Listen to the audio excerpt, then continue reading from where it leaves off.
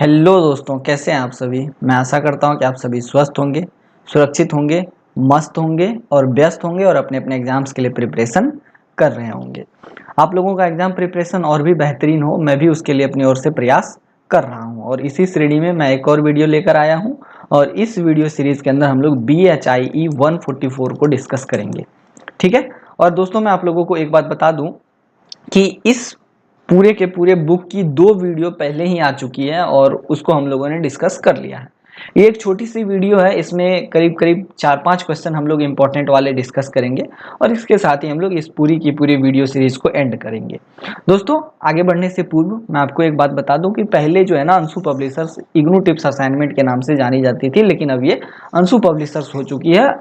तो इस वजह से आप लोग अब इसे सोशल मीडिया हैंडल्स पर अंशु पब्लिशर्स के नाम से सर्च करेंगे। और दोस्तों, यहाँ पर मैं आप लोगों को एक बात बता दूं कि अभी जो है ना, ये अंशु पब्लिशर्स ये एक तरीके से बड़ी फैमिली होने वाली है, लगभग 15,000 के आसपास पहुंचने वाली है। तो आप लोगों से रिक्वेस्ट है कि आप लोग इसको इसी तरीके से और भी बड़ा कीजिए, क्योंकि आप लोगों का सपोर्ट रहेगा तभी तो चैनल ग्रो करेगा, तभी तो आप लोगों की मदद हो पाएगी।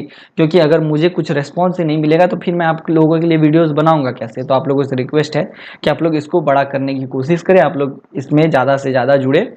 तो इस वजह से लाइक, कमेंट, शेयर, सब्सक्राइब, आप लोगों को एक बटन दिख रहा होगा, तो आप लोग इसको प्रयास करें दबाने का, ताकि ये जो फैमिली है ये और बड़ी हो सके। खैर, चलिए आगे बढ़ते हैं, देखते हैं आगे हम लोगों को क्या डिस्कस करना है। तो ये एक छोटा सा एडवर्टीजमेंट का पेज है, देखिए। इग्नू टिप्स असाइनमेंट या फिर Anshu publishers, present Anshu publishers इन सभी चीज़ों में डील करती है। जिनको चाहिए वो अपना ले सकते हैं, ठीक है। और वो लेने के लिए या तो ansupublishers.com पे जा सकते हैं या व्हाट्सअप कर सकते हैं 9523779253 पे या 9798808991 पे, या फिर मेल कर सकते हैं ansupublishers@gmail.com पे, ठीक है। चलिए, ये सारी बातों को आप लोग समझ गए होंगे। अब आगे बढ़ते हैं, देखते हैं अगली स्लाइड में हमारे लिए क्या नया बचा खुचा है डिस्कस करने के लिए। एक सेकेंड। BHIE 144 भारत में इतिहास लेखन की परंपराएं, gas paper, previous year paper analysis, ठीक है। चलिए आगे बढ़ते हैं। पहला प्रश्न हम लोग देख चुके थे पहले वीडियो में। उस आज के इस वीडियो में कुछ खास है। खास ये है दोस्तों कि पिछले जो हम लोगों ने डिस्कशन किए थे ना पिछले वीडियो सीरीज में, तो उसमें क्वेश्चन को मैंने सिंगल रखा था। तो लेकिन क्या है ना कि क्वेश्चन को घुमा करके उलट के पूछ सकता है। तो मैंने आज क्या किया है कि उसमें क्वेश्चंस में जो है ना अलग अलग टाइप्स को ऐड कर दिया है। तो आप लोग वो देख लीजिएगा। जैसे यहाँ पर क्या है, ऐतिहासिक परंपरा क्या है, भारतीय ऐतिहासिक परंपरा की थोड़ी चर्चा कीजिए। आज मैंने इसमें ऐड कर दिया, अथवा ऐतिहासिक परंपराओं के सामाजिक, राजनीतिक और आर्थिक संदर्भ पर चर्चा कीजिए। क्वेश्चन कोई भी पूछे, आंसर एक ही देना है, ठीक है। इसी तरीके से ये सब हो चुका था। दूसरा वाला आरंभिक भारतीय इतिहास, तो इसमें मैंने एक चीज और ऐड कर दिया, पुराणों के रूप में इतिहास, पुराण परंपरा की और संक्रमण की व्याख्या कीजिए। और नहीं होगा यहाँ पर, और होगा शायद, ठीक है। तो ये क्लियर हो गया।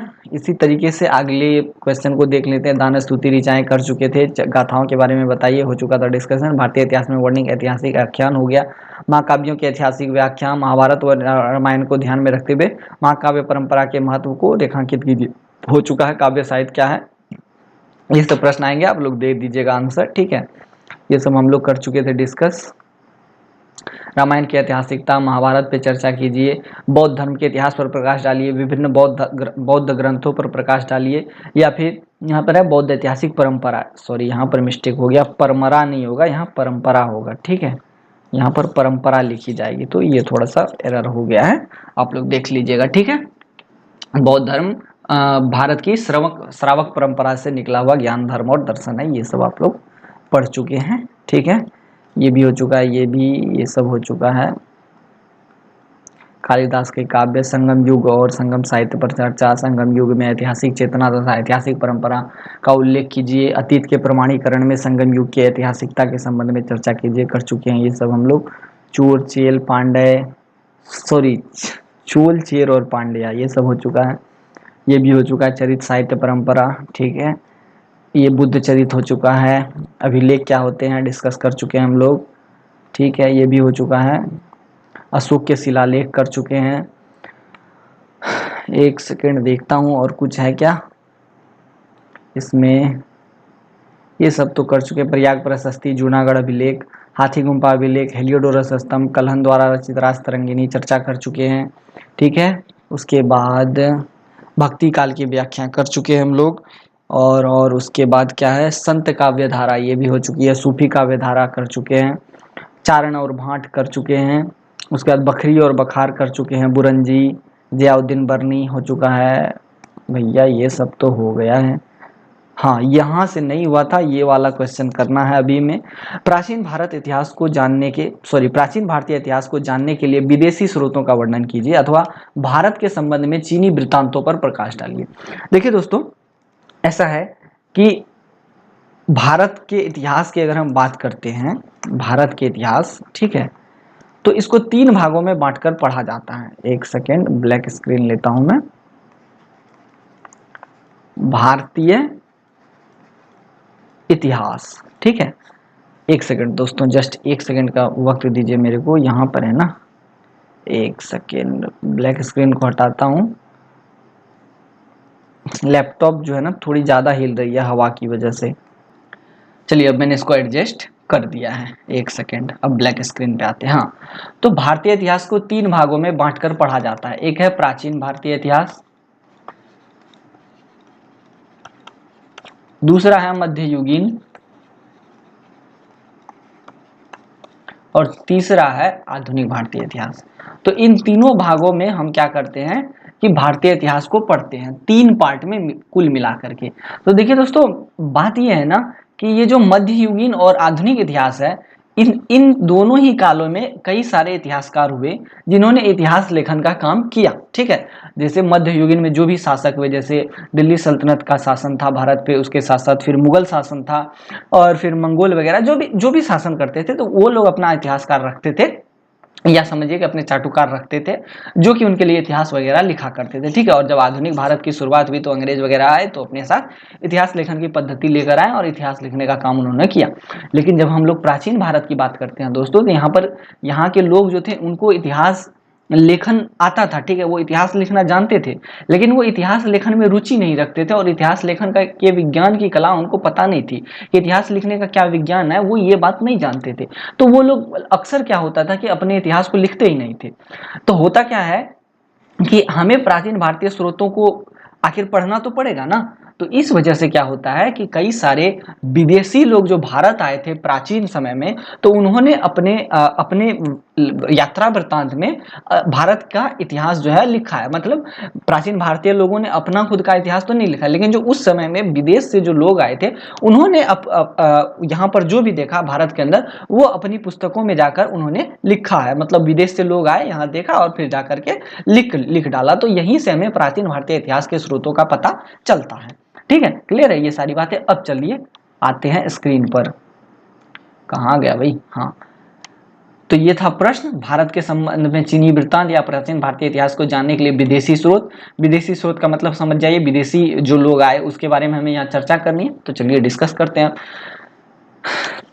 तो भारतीय इतिहास के निर्माण और संकलन में विदेशी विद्वान, यात्री, राजदूत वगैरह इन सभी का महत्वपूर्ण योगदान रहा है। देखिए, प्राचीन काल में सिर्फ विदेशी यात्री ही नहीं आए, बल्कि विदेशी विद्वान भी यहाँ पर आए थे। अब पूछेंगे आपके विदेशी विद्वान क्यों आए थे, तो वो लोग यहाँ की संस्कृति, सभ्यता वगैरह को जानने के लिए आए थे। और प्राचीन भारतीय इतिहास में अगर हम देखें तो हम पाते हैं कि जैन और बौद्ध धर्म यहाँ बहुत फल फूल रहे थे, तो लोग जैन और बौद्ध धर्म की जानकारी लेने हेतु भी भारत आए थे, ठीक है। उसी के साथ साथ यात्री तो आए ही थे, शासक वगैरह के साथ यात्री लोग आते थे, या शासक के साथ दूत लोग आते थे, सिपाही सैनिक वगैरह आते थे। तो उन्होंने भी अपने अपने भाषाओं में भारतीय इतिहास को लिखने की कोशिश की है, प्राचीन भारतीय इतिहास को। उसी के साथ साथ राजदूत वगैरह भी आते थे, दूसरे देश के राजा जो है अपने भारत में जो है राजदूत भेजा करते थे। तो इस तरीके से हम देखते हैं कि प्राचीन भारतीय इतिहास का निर्माण इन लोगों ने किया है। और देखिए, भारत पर जो है ना प्राचीन समय से ही भिन्न भिन्न राजा और विदेशी आक्रमणकारी आते रहे हैं और इस पर आक्रमण करते रहे हैं। तो वो लोग जो आते थे, तो साथ में क्या होता था कि कई सारे मतलब लेखक वगैरह ले करके आते थे, तो वही लोग इतिहास वगैरह लिखने का काम करते थे, ठीक है। क्लियर है ये सारी बातें। अब देखिए आगे बढ़ते हैं, तो हम ये पाते हैं कि हालांकि ये सारे ग्रंथ जो कि मतलब ये सारे लेखन जो कि विदेशियों द्वारा लिखे गए, वो उतने प्रमाणिक नहीं है, क्योंकि उनकी सत्यता का जो है ना कोई साक्ष्य नहीं है हमारे पास। लेकिन चूंकि हमें भारतीय इतिहास के बारे में कोई विशेष, प्राचीन भारतीय इतिहास के बारे में उतनी कोई विशेष जानकारी नहीं है, तो फिर हमें इन्हीं लोगों पर निर्भर रहना पड़ता है। इन लोगों ने जो भी विवरण प्रस्तुत किया है, इन विदेशियों ने, तो हमें उनको मानना पड़ता है, तो हम मान करके चलते हैं। क्लियर है? अब चलिए आगे बढ़ते हैं। देखिए दोस्तों, विदेशी यात्रियों के विवरण की अगर हम बात करें तो हम ये पाते हैं कि कुल मिला के मूल रूप से तीन तरीके के, सॉरी तीन तीन राष्ट्रों से या फिर तीन भागों से जो विदेशी लोग थे वो भारत में आए। हालांकि और भी आए, और भी देशों से आए, और भी राष्ट्रों से आए, और भी भागों से आए, लेकिन मूल रूप से तीन भागों से हमारे देश में विदेशी नागरिक आए थे, चाहे वो विद्वान के रूप में आए, यात्री के रूप में आए या फिर राजदूत के रूप में आए, लेकिन तीन भाग से आए थे। पहला भाग था, जो पहले लोग थे वो थे यूनानी रोमन लोग, ठीक है, यूनान और रोमन के लोग, और दूसरे जो थे वो थे चीन के लोग, और तीसरे जो थे वो अरब के विदेशी यात्री वगैरह थे। ठीक है, तो सबसे पहले हम चर्चा करेंगे यूनानी रोमन लेखक के बारे में। अब देखिए, इस प्रश्न के उत्तर, सॉरी, ये जो टॉपिक है इसका अगर हम डिस्कस करते हैं तो इससे हमें एक प्रश्न का उत्तर और मिल जाएगा, और जो प्रश्न है वो कुछ इस तरीके से हो सकता है कि भारत आए यूनानी रोमन लेखक अथवा यात्री की नज़र में भारत कैसा था, उसकी व्याख्या कीजिए। या फिर इस तरीके का कोई भी क्वेश्चन पूछे कि यूनानी रोमन लेखक की नज़र में भारतीय इतिहास कैसी थी या भारत के लोग कैसे थे, उसका विवरण दीजिए। अगर इस तरीके का कोई भी क्वेश्चन पूछे तो आपको आंसर यही देना। तो देखिए दोस्तों, यूनानी रोमन लेखक की बात करें अगर हम, तो कुल मिलाकर के हम ये देखते हैं कि इसको तीन भागों में बांटा गया है। एक तो वैसे लोग जो कि सिकंदर महान, आप लोग सिकंदर के बारे में जानते होंगे, इसको विश्व विजय का शौक था, ठीक है, और इसने लगभग पूरी दुनिया जीत ली थी, लेकिन जब ये भारत आए थे तो ये भारत में मतलब नहीं जीत पाए थे। ऐसा कहा जाता है कि जब ये भारत आए तो शायद उस समय मौर्य वंश का शायद शासन था, ठीक है, चंद्रगुप्त मौर्य थे शायद, एग्जैक्टली मुझे नहीं पता। तो ऐसा कहा जाता है कि इसके जो सैनिक वगैरह थे वो डर गए थे, और उन्होंने कहा कि भैया हम भारत के इस नागरिक, सॉरी, इस राजा से नहीं लड़ेंगे क्योंकि हमारी हार सुनिश्चित है। तो इसी तरीके से हम हालांकि हमें प्राचीन भारत का इतिहास डिस्कस नहीं करना, अगर करना होता तो मैं आपको बहुत अच्छे से बताता। मौर्य वंश, सिकंदर के बारे में भी आपको बताता, सिकंदर महान जिसको बोला जाता है, इनकी मृत्यु कैसे हुई, कब हुई, 325 ईसा पूर्व के आसपास शायद इनकी मृत्यु हो गई थी, और ये जो है मतलब वापस जा रहे थे भारत से, तो इनको डिहाइड्रेशन हो गया था, मतलब लूज मोशन की समस्या हो गई थी, और इनकी मृत्यु भारत में ही हो गई थी, ठीक है।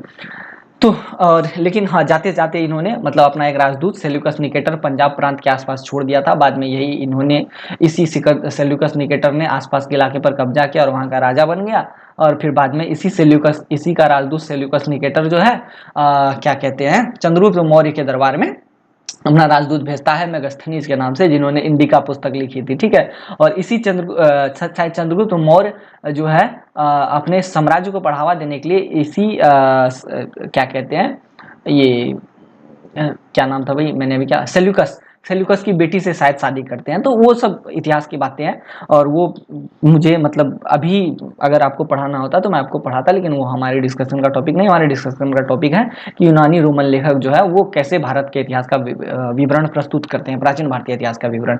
तो तीन भागों में बटा हुआ है। एक तो सिकंदर से पहले कुछ नागरिक आए थे, यूनानी रोमन नागरिक, जिन्होंने भारत का वर्णन किया। एक सिकंदर के साथ आए थे, और उसके बाद कुछ लोग सिकंदर के बाद भी आए थे। तो हम तीनों को भी चर्चा करेंगे, तीनों पे डिस्कशन करेंगे।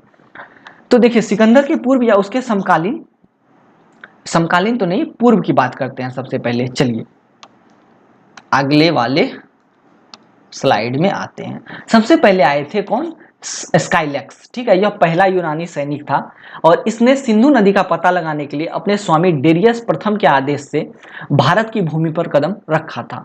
और इसने जो विवरण प्रस्तुत किया है, इसके विवरण के अकॉर्डिंग भारतीय समाज में उच्च कुलीन जनों, मतलब उच्च लोगों को सम्मान प्राप्त था, ठीक है। और इसके भौगोलिक ज्ञान के बाद अन्य कई विद्वानों ने अपने विवरण जो है मतलब अपने विवरण प्रस्तुत किए हैं। और इसके नक्शे कदम पर जिसने सिंधु नदी का पता लगाया था, इस स्काइलैक्स ने, इसके नक्शे कदम पर कई सारे यूनानी लेखक और यूनानी नागरिक और यूनानी यात्री वगैरह जो है वो भारत आए थे।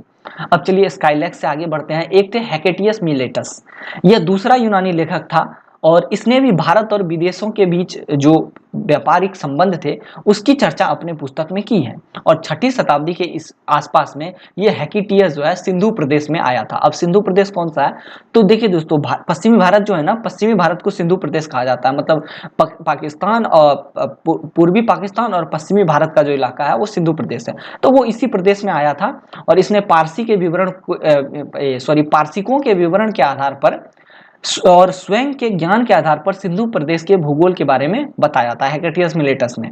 अब तीसरे नंबर पर आते हैं हेरोडोटस। इन्हें इतिहास का जनक कहा जाता है। लेकिन बहुत इंटरेस्टिंग बात है दोस्तों, इन्होंने हिस्टोरिका नामक पुस्तक की रचना की और साथ ही इसने उस पुस्तक में भारत की उत्तर पश्चिमी जातियों के विषय में जानकारी भी दी।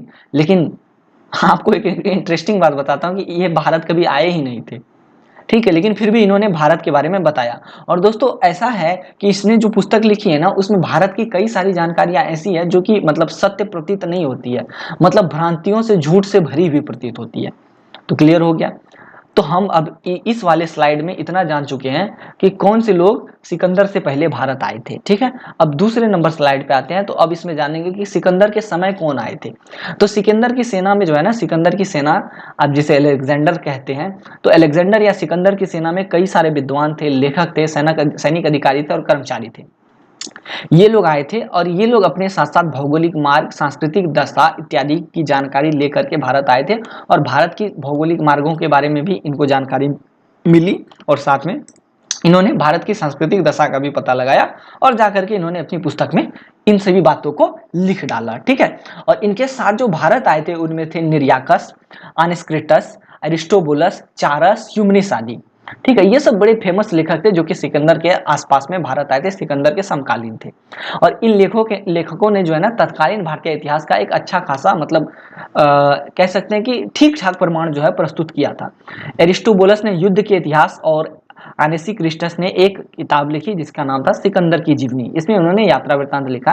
तो इसमें कई सारे विवरण जो है भारत के बारे में दिए गए हैं, ठीक है। हालांकि इसके विवरण काल्पनिक हैं, इसके विवरण ऐसा लगता है कि काल्पनिक है, फिर भी जो भी विवरण इस पुस्तक में प्रस्तुत किया गया वो लगभग ठीक ठाक है और ठीक ठाक होने की वजह से हम उसको एक स्थान अपने भारतीय इतिहास में देते हैं, ठीक है। अब चलिए आगे देखते हैं। अब सिकंदर के बाद कौन आता है, तो देखिए दोस्तों, सिकंदर के बाद कई सारे लोग भारत आते हैं, कई सारे लेखक, विद्वान और दार्शनिक भारत आते हैं और ये लोग जो है सिकंदर की जानकारी देते हैं कि सिकंदर कैसे भारत आया और साथ में भारतीय इतिहास की जानकारी भी देते हैं। और इसमें ये सारे लोग जो कि सिकंदर के बाद भारत आते हैं, तो सबसे अच्छा विवरण ये लोग जो है मौर्य वंश का प्रस्तुत करते हैं, जिसमें से सबसे महत्वपूर्ण विवरण जो है मेगास्थनीज द्वारा प्रस्तुत किया जाता है। और मेगास्थनीज के बारे में अभी अभी चर्चा हम लोगों ने ऊपर में करी थी। मेगास्थनीज कौन था, सेल्यूकस निकेटर का राजदूत था। और ये सेल्यूकस निकेटर कौन था, तो यह जो है सिकंदर का राजदूत था। और सिकंदर जब अपने भारत से वापस अपने देश में जा रहा था तो जाते जाते इसने पंजाब प्रांत के आसपास में सेल्यूकस निकेटर को छोड़ दिया था राजदूत के तौर पर। बाद में सेल्यूकस निकेटर ने वहां की जमीन पर कब्जा किया और वहीं पर अपना शासन स्थापित कर लिया और फिर मतलब ये अपना काम चला रहे थे। और इसी सेल्यूकस निकेटर ने चंद्रगुप्त मौर्य के दरबार में अपना एक राजदूत भेजा था जिसका नाम था मेगास्थनीज। और यही मेगास्थनीज जो है एक इंडिका नाम की पुस्तक लिखते हैं और इनकी इंडिका जो है काफी उल्लेखनीय रही है, ठीक है।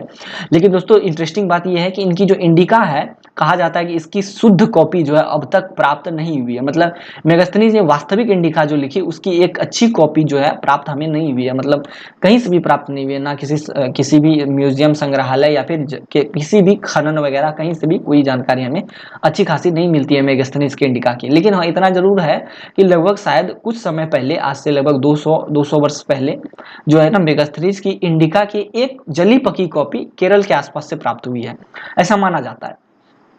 अब चलिए आगे बढ़ते हैं। हमने मेगास्थनीज के बारे में चर्चा कर ली है। मेगास्थनीज ने पुस्तक लिखी इंडिका। तो इंडिका का मूल प्रारूप हमें अभी नहीं मिला है, मैं बता चुका हूं। लेकिन हाँ इतना जरूर है कि जो भी थोड़ी बहुत कॉपी वगैरह इनकी मिली है तो हम उससे भारतीय इतिहास को थोड़ा बहुत मतलब समझ पाते हैं, ठीक है। और जो भी टूटी फूटी जो कॉपी हमें मतलब इंडिका की मिली है मेगास्थनीज द्वारा लिखित, उनको एकत्र करके डॉक्टर स्वान नेवक ने 1846 ईस्वी में प्रकाशित करवाया।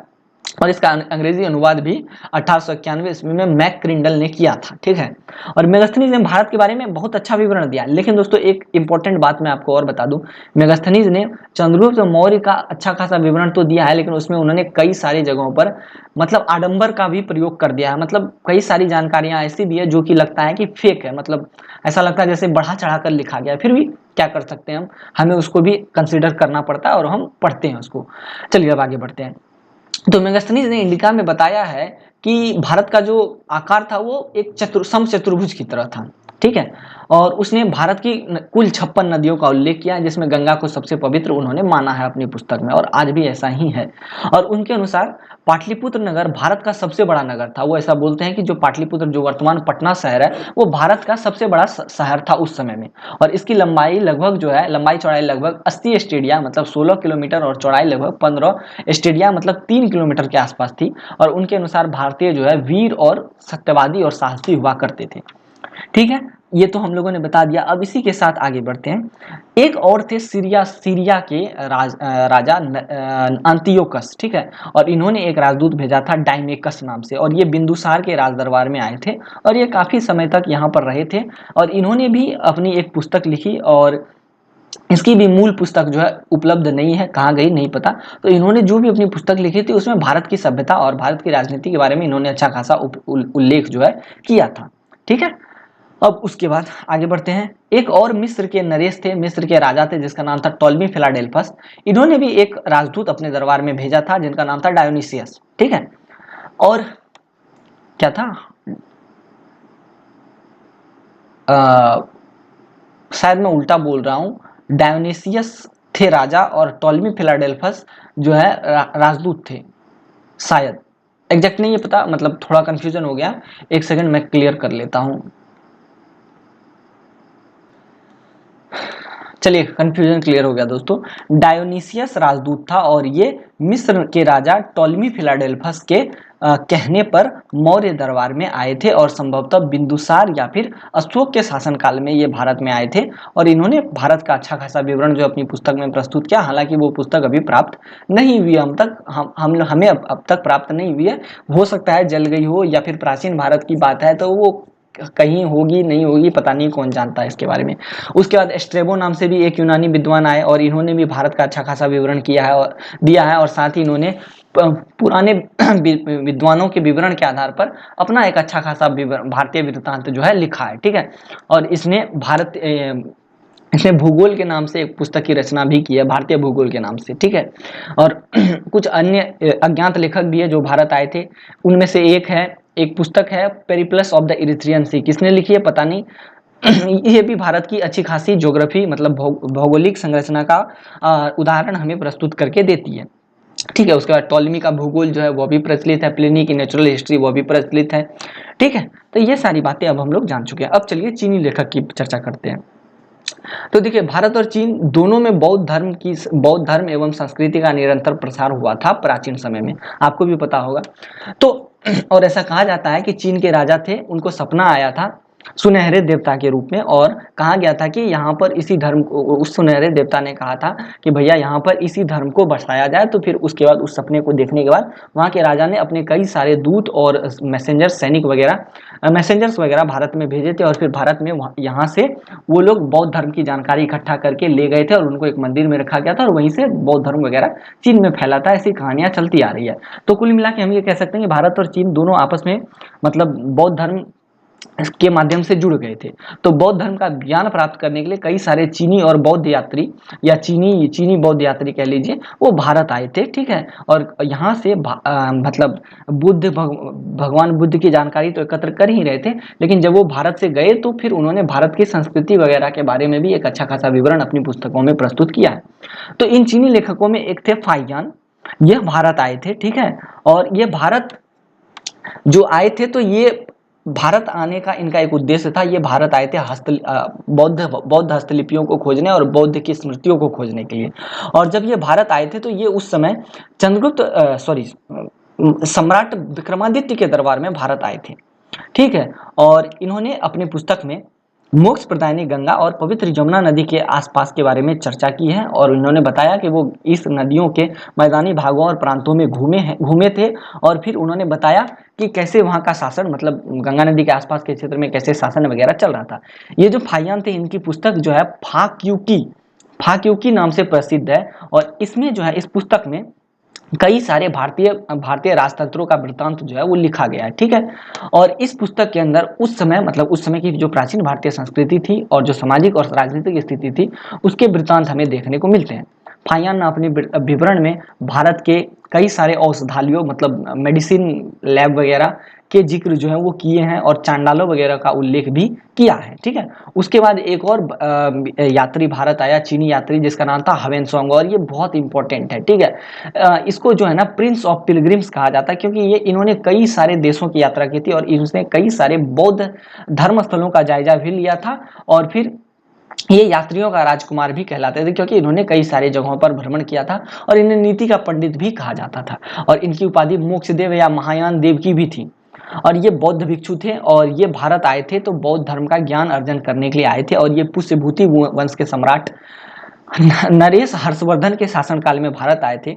और जब ये भारत आए थे तो इसने भारत में लगभग 16 वर्ष जो है व्यतीत किया था और 6 वर्षों तक इन्होंने नालंदा विश्वविद्यालय में पढ़ाई की थी और यहाँ के धर्म, संस्कृति और मानव जीवन वगैरह के बारे में इन्होंने जानकारी प्राप्त की थी। और जब ये वापस जाने लगे तो कुल मिलाकर के ये कई सारी जानकारियां जो है भारत से उठा करके ले गए और कई सारे भारतीय बौद्ध धर्म की स्मृतियों को उठा कर ले गए और फिर क्या कहते हैं, ये वहाँ क्या कहते हैं भाई, चाइना जा करके इन्होंने एक पुस्तक लिखी जिसका नाम था सी यू की। ठीक है, और इन्होंने अपने पूरे जीवन में लगभग 138 देशों की यात्रा की थी। तो आई होप इन सभी बातों को आप लोग समझ गए होंगे। अब तिब्बती लेखकों की बात करते हैं जो कि भारत आए थे। तो एक थे लामा तारानाथ, ये 12वीं शताब्दी के विद्वान थे और इन्होंने अपनी 2 पुस्तकें लिखी थी, कंग्यूर और तंग्यूर। इन दोनों के माध्यम से इन्होंने प्राचीन भारतीय इतिहास पर प्रकाश डालने की कोशिश की थी। यह भी बौद्ध धर्मावलंबी थे और इनकी जो पुस्तक है उस पुस्तक में मौर्य, शुंग और कुषाण वंश तथा गुप्त राजवंश की अच्छी खासी जानकारी हमें देखने को मिलती है। अब आगे बढ़ते हैं। अगला जो पॉइंट है वो कि अरबी लेखक ने भारत को कैसे लिखा है। तो देखिए दोस्तों, कई सारे अरब व्यापारी और लेखक जो है वो भारत आए थे और भारत के कई सारे जगहों पर घूमे थे और फिर उन्होंने भारत की जो जानकारी प्राप्त की वो जाकर के उन्होंने अपनी पुस्तक में लिखी। जैसे कि अरबी लेखक में अल बिलादुरी थे, फरिश्ता थे, अल बरूनी थे, सुलेमान थे और अलमसूदी थे। तो ये सब जो है, मतलब इन्होंने भारत के बारे में एक अच्छी खासी जो विवरण जो है प्रस्तुत की है अपनी पुस्तक में। और फरिश्ता जो एक प्रसिद्ध इतिहासकार थे, इन्होंने फारसी में भारतीय इतिहास लिखा था। ठीक है, और उसे बीजापुर के सुल्तान इब्राहिम आदिल शाह द्वितीय का संरक्षण प्राप्त था। इस फरिश्ता को मोहम्मद शाह फरिश्ता नाम था शायद इसका, और ये बीजापुर के सुल्तान अब इब्राहिम आदिल शाह के संरक्षण में रह रहे थे और ये फारसी भाषा में भारतीय इतिहास लिख रहे थे। ठीक है, और महमूद गजनवी के साथ भारत आए थे अलबरूनी, जिसको अबूरिहान भी कहा जाता है। तो इन्होंने संस्कृत भाषा सीखकर भारतीय सभ्यता और संस्कृति को समझने की कोशिश की और फिर इसने अपनी पुस्तक लिखी थी तहकीके हिंद भारत की खोज, या फिर किताबुल हिंद के नाम से इन्होंने अपनी पुस्तक लिखी थी, जिसमें इन्होंने भारतीय गणित, भौतिकी, रसायन विज्ञान, सृष्टि शास्त्र, ज्योतिष, भूगोल इत्यादि के बारे में बताया था। तो आई होप आप लोग इन सभी बातों को समझ गए होंगे। अब अगला प्रश्न है, चीनी यात्री फाहियान की जानकारी दीजिए। जानकारी तो मैं पहले ही दे चुका हूं कि ये एक चीनी यात्री थे और ये भारत आए थे। तो भारत इसलिए आए थे ताकि ये मतलब यहाँ से बौद्ध धर्म की जानकारियों को इकट्ठा कर सके और फिर इन जानकारियों के साथ वो अपने देश लौट सके। हालांकि दोस्तों सिर्फ यही चीनी यात्री नहीं, कई सारे यात्री जो है और विदेशी जो भारत आए थे, क्योंकि भारत सदैव से ही विदेशियों के लिए आकर्षण का केंद्र रहा था। ठीक है सॉरी दोस्तों, माफी चाहता हूं। अब चलिए आगे बढ़ते हैं। देखिए, फाहियान के यहाँ आने का प्रमुख उद्देश्य जो है वो था त्रिपिटक के बारे में जानकारी जुटाना, जो कि बौद्ध धर्म जो है चीन में फैल चुका था। लेकिन चीन में बौद्ध धर्म का जो भी स्वरूप था उसको देख करके फाहियान संतुष्ट नहीं थे, तो वो भारत आए थे ताकि वो जो बौद्ध धर्म के 3 ग्रंथ है, सुत्त पिटक, विनय पिटक और अभिधम्म पिटक, इन तीनों में से उस तीनों की जानकारी इकट्ठा करना चाहते थे। ठीक है, और वो इसी वजह से भारत आए थे और सबसे मूल रूप से त्रिपिटक में से उनको मूल रूप से विनय पिटक खोजना था, क्योंकि विनय पिटक में बौद्ध धर्म के मूल उपदेश लिखे हुए हैं। तो इसी वजह से वो भारत आए थे और इस पुस्तक की खोज में वो भारत के कई सारे पुस्तकालयों का दौरा कर चुके थे और पता नहीं आगे उनको ये पुस्तक मिली या नहीं, इसकी कोई सटीक जानकारी नहीं है। ठीक है, अब चलते हैं आगे। देखिए फाहियान भारत की यात्रा पर आए और जब वो भारत से वापस गए, ठीक है, तो इन्होंने ये अपने साथ कई सारी बुक जो है लेकर के गए। और जब ये गए तो ये जो है इन्होंने कई सारी पुस्तकों का जो कि भारतीय भाषा में लिखे हुए थे उसको उसका चीनी में अनुवाद किया, ठीक है। और ये जब पहुंचे तो इनका आधा का आधा जो जीवन है, मतलब आधा जीवन तो ये घूमने में बिता दिए और जो आधा जीवन था इसमें पुस्तकों के अनुवाद में लगभग बिता दिए, ठीक है। और ये पैदल ही मध्य एशिया होते हुए सेनसेन, दुनहुआंग, खोटान और पेशावर के रास्ते भारत आए थे। फाहियान की यात्रा के समय भारत में जो है ना गुप्त राजवंश का शासन था और चंद्रगुप्त का शासन काल था। और ये जो है पाटलिपुत्र पहुंचे। ताम्रलिपि में 5 वर्ष तक बौद्ध अध्ययन किया। फिर कपिलवस्तु, कुशीनगर, वाराणसी आदि जगहों पर इन्होंने भ्रमण किया। जहां जहां जो जगह बौद्ध धर्म से संबंधित था वो सब जगह गए और फिर वहां से उन्होंने कई सारे कंटेंट को उठाया और उठा करके ये वापस चाइना लौट गए, ठीक है। मेरे ख्याल से अब आप लोग इतना समझ गए होंगे। अब आगे बढ़ते हैं। देखिए और भी छोटी मोटी बातें लिखी हुई है, उतना जरूरी है नहीं, फिर भी मैंने बता दिया। अब चलिए ह्वेनसांग के बारे में बताते हैं आप लोगों को। ह्वेनसांग की भारत यात्रा का महत्व की जानकारी दीजिए। ह्वेनसांग की भारत यात्रा का महत्व की जानकारी दीजिए। क्वेश्चन थोड़ा उल्टा लग रहा है, मेरे ख्याल से ये होगा कि ह्वेनसांग की भारत यात्रा का क्या महत्व था वो बताइए, या फिर ह्वेनसांग की भारतीय यात्रा वृत्तांत के बारे में बताइए, ये क्वेश्चन हो सकता है। देखिए दोस्तों, ह्वेनसांग को प्रिंस ऑफ ट्रेवलर्स कहा जाता है या फिर प्रिंस ऑफ पिलग्रिम्स कहा जाता है, क्योंकि ये बहुत सारे जगहों पर लगभग 125 प्लस देशों का दौरा इन्होंने किया था, ठीक है। और ये ह्वेनसांग चीन के मशहूर दार्शनिक थे, प्रकांड विद्वान थे और बौद्ध दर्शन के बहुत बड़े अध्येता थे। मतलब बौद्ध धर्म के बारे में जानकारी रखने की इच्छा इनकी होती थी और ये बहुत सारी चीजें जानते भी थे। ये घुमक्कड़ थे, अनुवादक थे और ये हमेशा एक देश से दूसरे देश ट्रेवल करते रहते थे। और चीनी यात्रियों में सबसे ज्यादा महत्व अगर किसी का है तो इसी ह्वेनसांग का है, ठीक है। ह्वेनसांग का जन्म लुओंग प्रांत में हुआ था और 602 ईस्वी में चाइना में हुआ था, ठीक है। और ह्वेनसांग को चीनी भाषा में मू चा ती पो भी कहा जाता है। इनका मूल नाम चेन आई था, ठीक है। अब चलिए आगे देखते हैं। ये भारत आए थे और इन्होंने भारत की यात्रा की थी और इन्होंने अपनी पुस्तक, शायद इनकी पुस्तक का नाम था सी यू की, शायद नहीं कंफर्म, इनकी पुस्तक का नाम था सी यू की, पश्चिमी राज्य का इतिहास। इसमें इन्होंने भारत की एक रोमांचकारी यात्रा का वृत्तांत जो है वो लिखा जाता है, ठीक है। और ऐसा माना जाता है कि जब ह्वेनसांग भारत से जा रहे थे चाइना तो ये अपने साथ करीब 520 पेटियों में भरकर 657 पुस्तकों की पांडुलिपियां अपने साथ चाइना ले गए थे, ठीक है। ह्वेनसांग एक दूसरे चीनी यात्री फाहियान के करीब 225 साल बाद भारत आए थे, ठीक है। और 6 वर्षों तक ये नालंदा में रहे थे। 8 साल तक ये कन्नौज के राजा महाराज हर्षवर्धन के साथ रहे थे और कन्नौज की धर्म रक्षा सभा का अध्यक्ष भी ये रह चुके थे, ठीक है। चीन वापस जाने पर तांग की राजधानी चांगअन में इनका भव्य स्वागत हुआ था। और फिर इन जो चीन के जो बादशाह थे, शहंशाह थे, ह्वेनसांग को अपने राज दरबार में बुलाए थे। और उसके बाद ह्वेनसांग जो है ये भी सेम काम किए थे, अपने साथ गए। अपने जीवन का आधा भाग ये इन्होंने कई सारी पुस्तकों के अनुवाद में बिता दिए। और ह्वेनसांग चीन और भारत की एक अच्छी खासी जो इतिहास है वो अपने साथ मतलब लिख करके अपनी पुस्तक में चले गए और इसको आज मिटाया नहीं जा सकता है, ठीक है। भारत आने के बाद उसने लगभग भारत में 5000 मील की यात्राएं की थी और बहुत सी पुस्तकों को वापस ले जाते समय एक तरीके से इनके साथ दिक्कत हो गई थी। मतलब जब ये बहुत सी पुस्तक लेकर के वापस जा रहे थे तो सिंधु नदी में बहुत सी पुस्तकें जो है बह गई थी। मतलब बहुत ज़्यादा तेज बहाव में ये सिंधु नदी में इनकी पुस्तकें जो है बह गई थी, ठीक है। और ह्वेनसांग जो है ना सिल्क रूट के रास्ते भारत आए थे और सिल्क रूट के रास्ते ही ये वापस भारत से गए थे चाइना। और आज उसी सिल्क रूट को वन बेल्ट वन रोड परियोजना के तहत चाइना जिंदा रख रहा है। वन बेल्ट वन रोड परियोजना क्या है इसको बताना मैं जरूरी नहीं समझता हूँ, क्योंकि ये पॉलिटिकल स्टंट वाली बातें हैं और ये भी इतिहास में कोई भी मतलब मैटर नहीं करता है। थोड़ा सा इन्फॉर्मेशन देना था तो वो मैंने आप लोगों को दे दिया, ठीक है। इसमें और कुछ है नहीं। ह्वेनसांग ने कुछ ज़्यादा मतलब जानकारी जो है वो अपनी पुस्तक सी यूके में लिखी है। भारत की दूरी, दिशा, नदी, नहर, पहाड़, जंगल, घाटी इत्यादि के बारे में उन्होंने अपनी पुस्तक में लिखे हैं। सीमा चिन्ह वगैरह के बारे में लिखे हैं, तो इसमें और बताना क्या। अब अगला प्रश्न है भारतीय सबाल्टर्न इतिहास लेखन के बारे में बताइए। देखिए दोस्तों, इसको मैं एकदम शॉर्ट में बता देता हूँ। शॉर्ट में क्या मतलब ऐसे विस्तार पूर्वक ही बता देता हूँ पहले।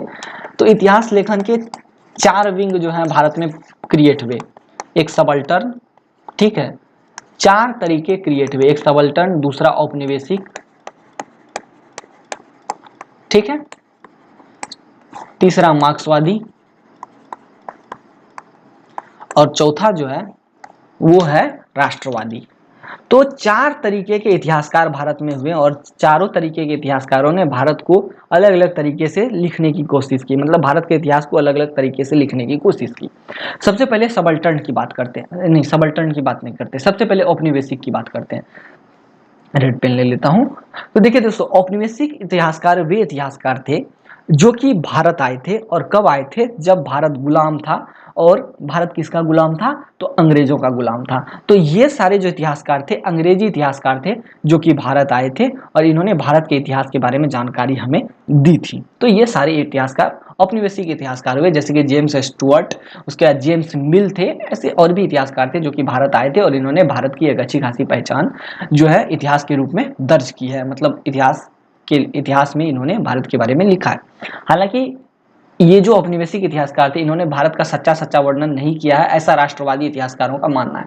लोगों का मानना है कि औपनिवेशिक इतिहासकारों ने या फिर अंग्रेजों के इतिहासकारों ने केवल उतना ही लिखा जितना कि उन्हें सूट किया, मतलब जितना उन्हें अच्छा लगता था, जिनके हिसाब से वो शासन अच्छे तरीके से चला सकते थे, तो उतना ही इतिहास वो भारत का लिखते थे।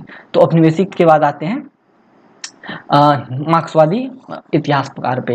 तो देखिए, मार्क्सवादी इतिहासकार ऐसे इतिहासकार थे जिन्होंने औपनिवेशिक इतिहासकार की पद्धतियों को आगे बढ़ाया, जैसे कि रोमिला थापड़, ठीक है, उसके बाद बिपिन चंद्रा, सतीश चंद्रा वगैरह जो है, ये सब मार्क्सवादी इतिहासकार है जिन्होंने कि लगभग औपनिवेशिक इतिहासकारों की पद्धति को ही भारतीय इतिहास लेखन में आगे बढ़ाया।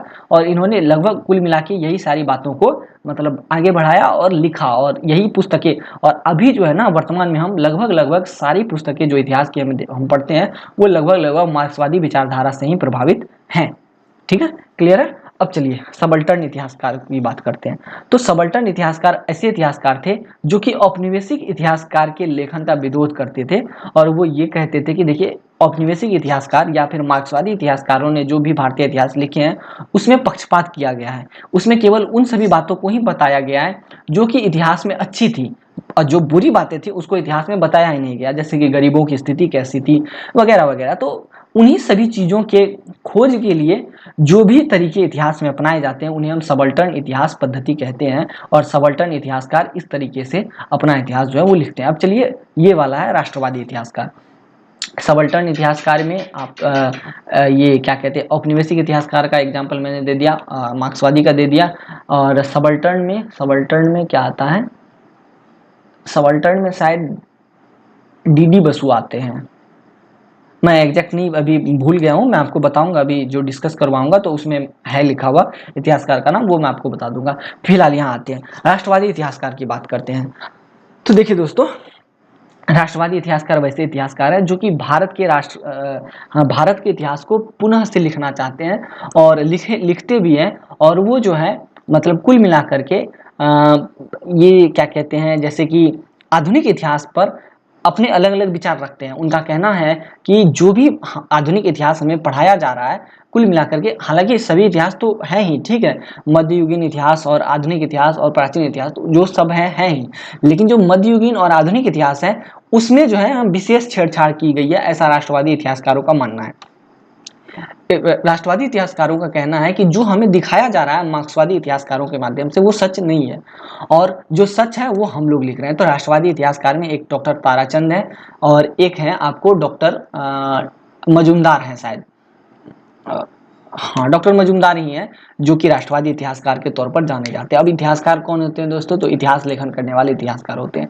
तो लगभग सारी बातों को आप लोग यहाँ जान गए होंगे। 4 तरीके के इतिहासकार या 4 तरीके से इतिहास लेखन भारत में चलता है, एक सबल्टर्न, औपनिवेशिक, मार्क्सवादी, राष्ट्रवादी। सबल्टर्न वो हो गया जो गरीबों की दशा को दिखाने की कोशिश करता, औपनिवेशिक वे हो गया जो अंग्रेजों के साथ भारत आए थे, उन्होंने जो इतिहास का लेखन किया था भारत के लिए वो हो गया। मार्क्सवादी वो हो गए जिन्होंने औपनिवेशिक परंपरा को आगे बढ़ाया और लिखा इसके बारे में, तो भारत के बारे में, और अच्छी अच्छी बातें लिख डाली और बुराइयों को छोड़ दिया।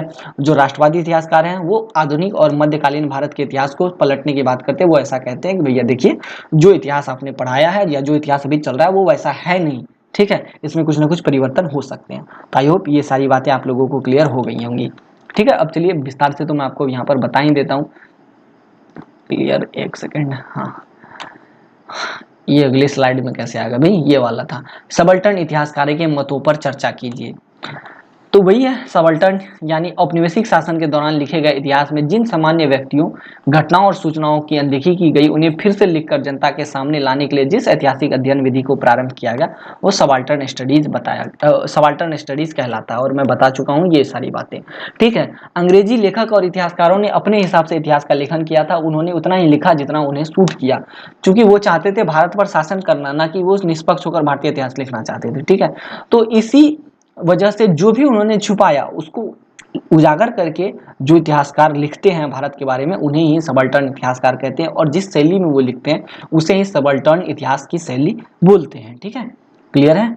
सबाल्टर्न स्टडीज के तहत कई सारे विषय हैं, जैसे सामान्य जनता का जीवन कैसा था इतिहास में, जाति और वर्ग के आधार पर समाज कैसा था, कृषि कैसी थी उस समय में, औद्योगिक क्रांतियां कैसी थी, राजनीति और संस्कृति और कला का विकास उस समय में कैसा हो रहा था। ठीक है, सबाल्टर्न स्टडीज अक्सर ब्रिटिश इतिहास के प्रभाव के बारे में अध्ययन करता है। मतलब सबाल्टर्न स्टडीज या सबाल्टर्न इतिहास ये बताता है कि ब्रिटिश लोग जो भारत आए थे, उन्होंने भारत पर कैसे दुराचार किए और गरीब लोगों को कैसे सताया। ठीक है, क्लियर है।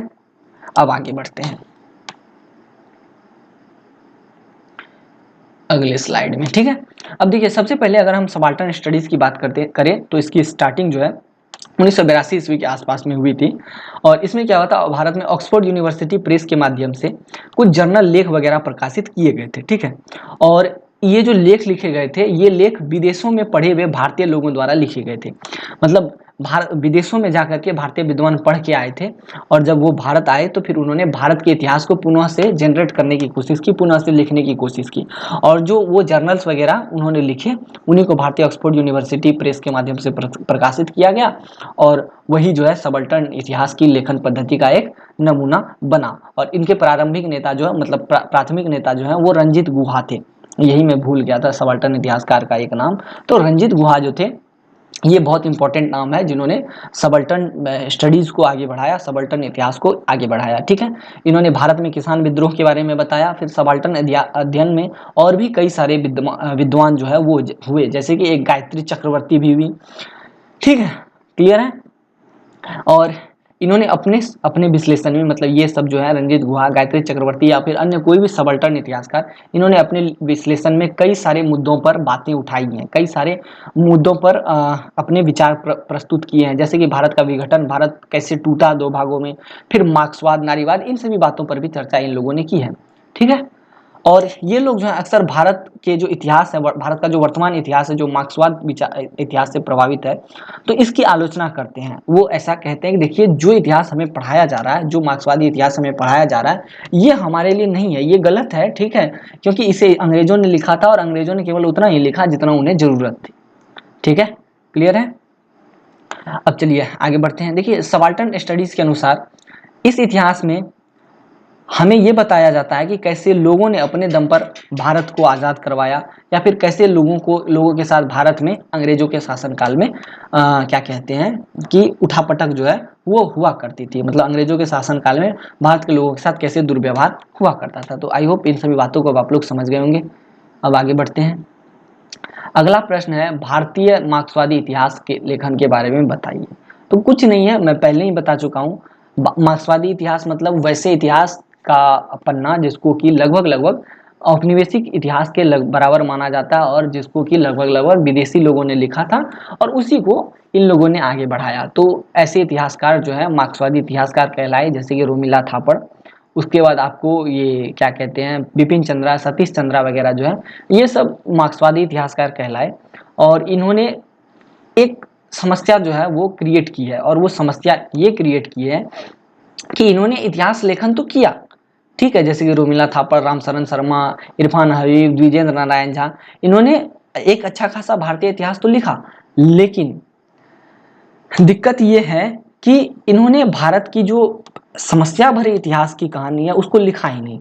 ठीक है, तो इस वजह से कई सारे लोग जो है इनकी आलोचना करते हैं, और वो कहते हैं कि ये जो इतिहास है ये पूंजीवादी व्यवस्था से एक तरीके से प्रभावित है, और इस इतिहास के साथ पक्षपात हुआ है और इस इतिहास के इतिहासकार जो हैं वो भारत के वास्तविक इतिहास को आगे बढ़ने के लिए नहीं देना चाहते हैं। ठीक है, अब इनकी आलोचना कैसे होती है वो मैं आप लोगों को बताता हूँ। देखिए, जैसे RS मजूमदार, रमेश चंद्र मजूमदार, KM पणिक्कर, जदुनाथ सरकार जैसे इतिहासकार के मतों की उपेक्षा हुई है। ठीक है, ये मतलब ये सब RS मजूमदार वगैरह कौन है, KM पणिक्कर, ये सब जो है आपको राष्ट्रवादी इतिहासकार हैं, तो इनकी मतों की उपेक्षा हुई है। और उसके साथ हबीब रोमिला थापड़ जैसे जो लेखक हैं, इन्होंने एक मतलब अपने फीलिंग के अनुसार इतिहास को लिख दिया है और अधकचरे इतिहास को लिख दिया है, और वही इतिहास जो है हमें पढ़ाया जाता है।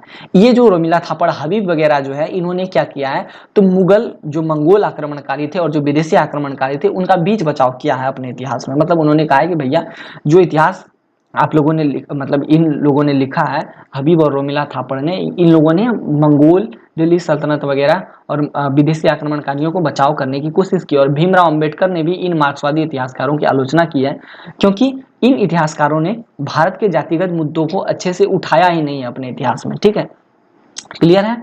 मेरे ख्याल से अब आप लोग इन सभी बातों को समझ गए होंगे।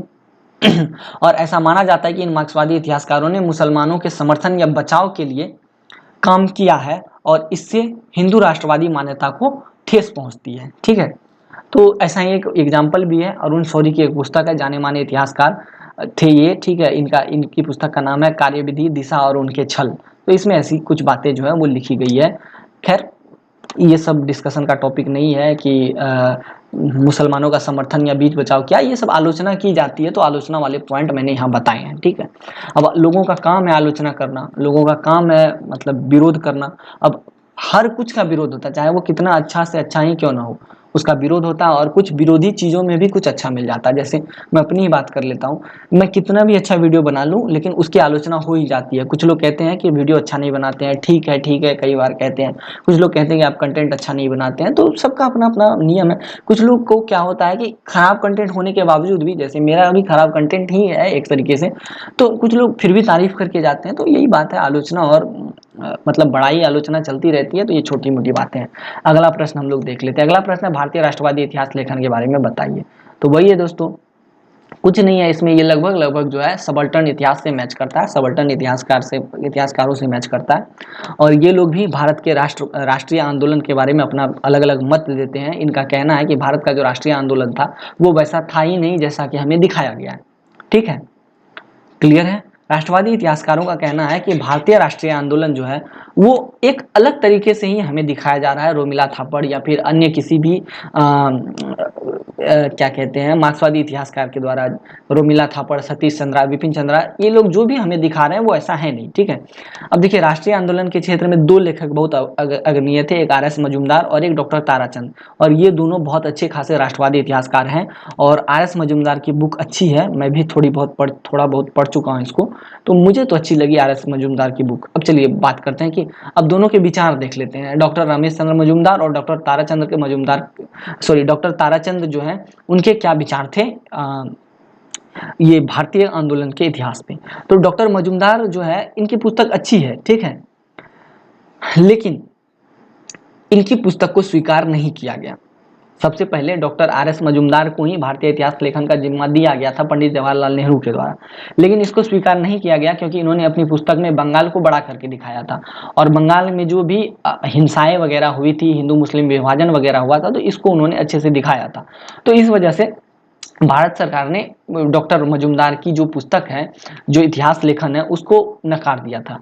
बाद में फिर उसके बाद डॉक्टर ताराचंद ने वर्ष 1955 में भारत सरकार के कहने पर इतिहास की पुस्तक लिखी थी और इसको स्वीकार कर लिया गया था। ठीक है, लेकिन ताराचंद ने जो पुस्तक लिखी थी, डॉक्टर ताराचंद ने, उसमें अंग्रेजों को थोड़ा मतलब अच्छा करके दिखाया गया था। तो इस वजह से डॉक्टर मजूमदार जो है वो डॉक्टर ताराचंद से असहमत थे।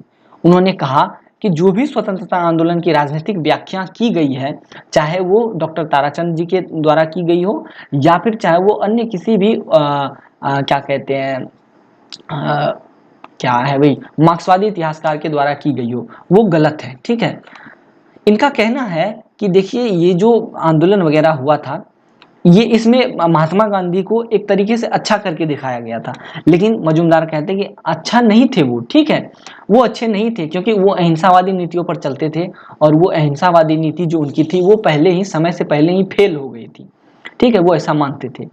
तो अब मैं आपको कुछ बातें बताता हूँ। तो ऐसा है कि फिर उसके बाद ये आर एस मजुमदार कहते हैं कि देखिए, भारत में राष्ट्रवाद की भावनाओं का जो उदय है ये एक तरीके से अंग्रेजों के काल में नहीं हुआ था, उससे पहले ही हो गया था। लेकिन ताराचंद कहते हैं कि भारत में राष्ट्रवाद की भावना का जो उदय है वो लगभग लगभग अंग्रेजों के काल में ही हुआ था। और सांप्रदायिकता के बारे में भी डॉक्टर आर एस मजुमदार का कहना है कि हिंदू और मुस्लिम जो है वो शुरुआत से ही दो अलग अलग जातियां थी, लेकिन डॉक्टर ताराचंद का कहना है कि नहीं, दोनों मिश्रित संस्कृति में रहते थे, ठीक है, क्लियर है। मजुमदार के अनुसार मुसलमान अपनी विशिष्टता को बनाए रखने के लिए भारतीय राजनीति की मुख्य धारा से जुड़े ही नहीं, ठीक है, और इसकी वजह से इन्होंने भारत के स्वतंत्र व्यक्तित्व पर एक अच्छा खासा प्रहार किया। जबकि ताराचंद कहते हैं कि अंग्रेजों के भारत आगमन से पूर्व हिंदू और मुसलमानों को अलग अलग संप्रदाय के रूप में नहीं देखा जाता था, बल्कि अंग्रेजों ने ही इन दोनों को पृथक करने की कोशिश की। डॉक्टर मजुमदार कहते हैं कि गांधी जी, सुभाष चंद्र बोस और मोहम्मद जिन्ना जैसे नेताओं ने स्वतंत्रता संग्राम एवं भारत की राजनीति को विशेष रूप से प्रभावित किया। और मजुमदार जी पहले से भी गांधी जी की आलोचना करते थे और वो कहते थे कि भारत के राष्ट्रवाद के जनक कोई और है, गांधी जी नहीं है, और वो राष्ट्रवाद के जनक कौन है, तो सुरेंद्रनाथ बनर्जी हैं, ठीक है। और मजुमदार के अनुसार गांधी जी द्वारा जो भी आंदोलन चलाए जाते थे वो समय से पहले ही मतलब अपनी महत्ता खो देते थे, उनकी वैल्यू खत्म हो जाती थी, ठीक है, क्लियर है। फिर भी डॉक्टर ताराचंद कहते हैं कि नहीं, गांधी जी भारतीय इतिहास में एक महत्वपूर्ण भूमिका निभाते हैं क्योंकि वो तत्कालीन परिस्थितियों को ध्यान में रखते हुए एक तरीके से भारत को लीड करने की कोशिश करते हैं, भारत का नेतृत्व करने की कोशिश करते हैं। तो कुल मिलाकर के हम ये कह सकते हैं कि दोनों राष्ट्रवादी इतिहासकारों के अलग अलग मत हैं, ठीक है, लेकिन दोनों ही इतिहासकार अपने आप में परफेक्ट हैं, अपने आप में अच्छे हैं। तो मेरे ख्याल से अब आप लोग इन सभी बातों को समझ गए होंगे, ये सब सारी बातें क्लियर हो गई होंगी, सारे प्रश्न मैंने करवा दिए। चलिए मैं आप लोगों को कुछ इंपॉर्टेंट क्वेश्चन जो है वो दिखा देता हूँ, इंपॉर्टेंट नहीं मतलब प्रीवियस ईयर क्वेश्चन दिखा देता हूँ, ठीक है। चलिए ये वाला है, ये प्रीवियस ईयर क्वेश्चन है दोस्तों, BHIE 144 का, ठीक है। ये देखिए, भारत में इतिहास लेखन की परंपराएं, ऐतिहासिक परंपरा क्या है, औपनिवेशिक विद्वानों के भारत में ऐतिहासिक चेतना की विद्यमानता के संबंध में क्या विचार है। ऐतिहासिक परंपरा क्या है ये मैं बता चुका हूं दोस्तों, ठीक है। और औपनिवेशिक विद्वानों के भारत में ऐतिहासिक चेतना की विद्यमानता के संबंध में क्या विचार है। तो ये औपनिवेशिक विद्वान कोई और नहीं थे बल्कि औपनिवेशिक इतिहासकार थे जो कि अंग्रेजों के साथ भारत आए थे। उन्होंने भारतीय इतिहास के बारे में क्या लिखा है उसी से संबंधित प्रश्न जो है यहाँ पर पूछने की कोशिश की गई है, और मैं ये सारी बातें आप लोगों को बता चुका हूँ, तो आप लोग इसका आंसर जरूर करेंगे ऐसी मैं आशा करता हूँ। दूसरा क्वेश्चन है, महाभारत तथा रामायण के संदर्भ में के विशेष संदर्भ में महाकाव्य परंपरा के महत्व को रेखांकित कीजिए। ये भी मैं आप लोगों को वीडियो सीरीज में बता चुका हूँ। संगम काव्य के द्वारा किस प्रकार की ऐतिहासिक चेतना प्रदर्शित होती है, ये भी मैं आप लोगों को बता चुका हूँ। संगम काव्य के द्वारा चोर कहता हूं मैं, चोल, चेर और पांड्यों के इतिहास का पता चलता है, ये मैं आप लोगों को बता चुका हूं, क्लियर है। अगला है, आप लोगों को निम्नलिखित में से किन्हीं दो पर लगभग 200 शब्दों में टिप्पणी कीजिए। तो आप लोगों को क्या ही बोलूं मैं, अतीत की बौद्ध अवधारणाएं बता चुका हूं, कालिदास की काव्यात्मक रचनाएं बता चुका हूं, प्रशस्ति क्या है बता चुका हूं, उसके बाद कलहन की इतिहास लेखन पद्धति बता चुका हूं। प्रशस्ति, जो राजा वगैरह जीत करके आते थे ना, तो वो अपना मतलब विजय के बारे में लिखते थे कि मैंने ये जीता, इस तरीके से जीता वगैरह वगैरह, तो वो सब प्रशस्ति वगैरह में लिखी जाती थी, ठीक है।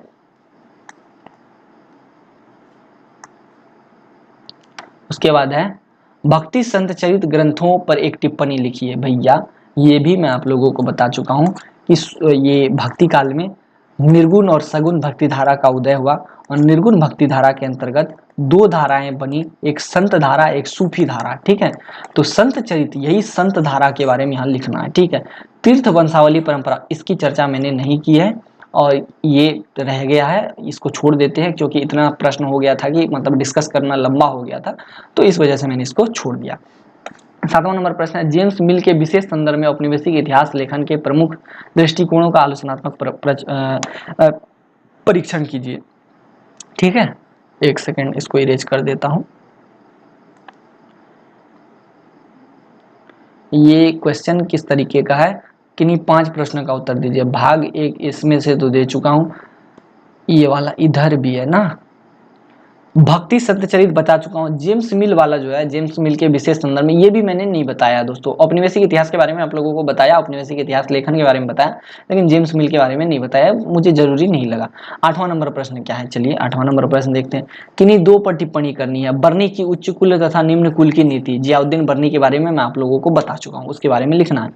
ठीक है, श्रम इतिहास, ये भी मैं आप लोगों को बता चुका हूँ। नूनीज और काशी प्रसाद जायसवाल, ये दो चीजें नहीं बताई हैं क्योंकि मुझे जरूरी नहीं लगा था। ठीक है, आगे देखते हैं। यह है दिसंबर 2022 का प्रश्न, इसको देख लेते हैं एक बार।